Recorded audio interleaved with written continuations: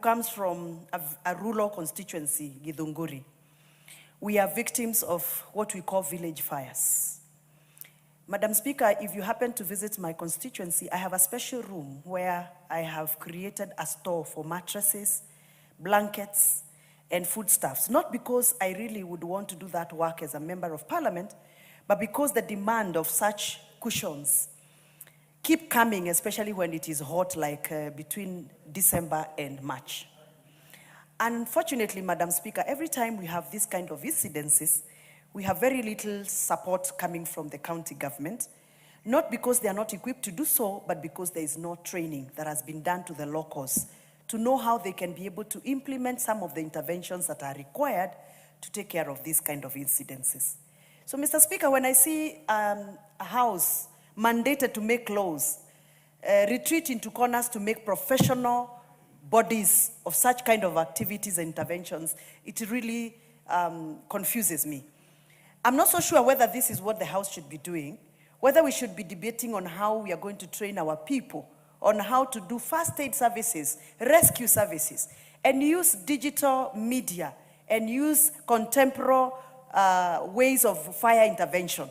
Madam Speaker, I have visited many countries, especially when I became member of parliament, and I happened to visit one state in the United States of America where fires are intervened, or fire cases are intervened using drones. And the community is so well trained on what to do and how to do it so that they can be able to coordinate the activities around the use of drones. And that means that that state has invested very seriously on issues of training and sensitizing the community. Today, Madam Speaker, if you come to my constituency, when there is fire in the village, I'm not used to seeing men scream, but I see men screaming. Men traditionally are not supposed to be screaming. Women scream, but men, men are subjected to screaming like women. Why do they scream? It is because they have not been trained on what to do, how to respond to fires. You can imagine a head of the family screaming, and the wife is screaming, and the children are screaming. We all scream and stare at fires as they burn down our houses, as they burn down our businesses. Madam Speaker, just the other day I saw a very big fire at Kamakis as you go to the airport. And I saw men who ride bikes stare at the fire. They are holding their bikes. And by the way, Madam Speaker, the bikes are faces the risk of even catching the fire because they hamper petroleum products. And they were actually about 3 meters away from the fire with the bikes. And I was worried that fire could catch up with them. And all they could do was scream, Madam Speaker. Scream. Men screaming is really something out of our nature and our cultural practices.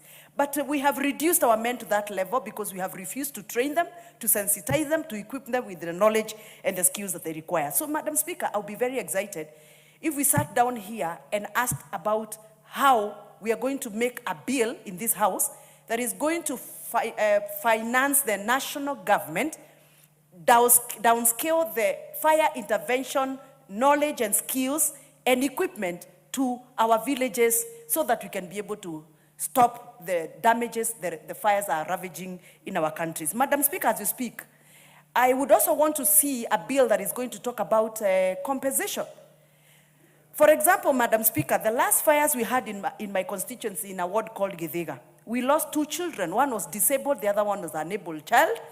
And to date, nobody has taken responsibility. When we send people like Kenya Power to go and investigate and get to know whether the fault was on their end, we have never had any incidents where Kenya Power owns up and say that it is because of wiring problems or it is because of our transformer that exploded or any manner of their intervention that caused that fire. So we have had a scenario where nobody takes the blame of the village fires, especially in my constituency.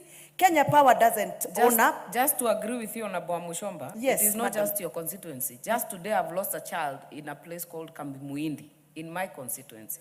My through a apologies. fire. You see, so it's our sympathies. I am agreeing with you. Thank you. So we need to come up with a bill and get to know who carries the blame when a village fire erupts or a slum fire erupts or a factory fires erupts. Who carries the blame when we lose our loved ones into those fires? Who is supposed to compensate us, Madam Speaker?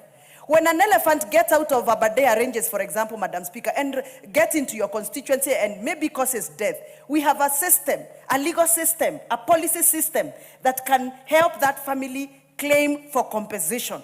But when it comes to fires, it's like we were born to be killed by village fires, and the national government doesn't seem to care. I don't blame the national government. I blame members of parliament. We have refused to make laws that are going to give a clear framework and guidelines on how we can follow up on such matters. So, Madam Speaker, for me, it's not about professional bodies about firefighting. We don't need professionals in the villages to fight fires. We need our villagers to be sensitized, equipped properly, taught properly, given the knowledge they require so that they can be able to take care of the fire incidences. And so, I reject the bill. Thank you. Very well. Murugara, are you on this? No, you've just walked in, actually.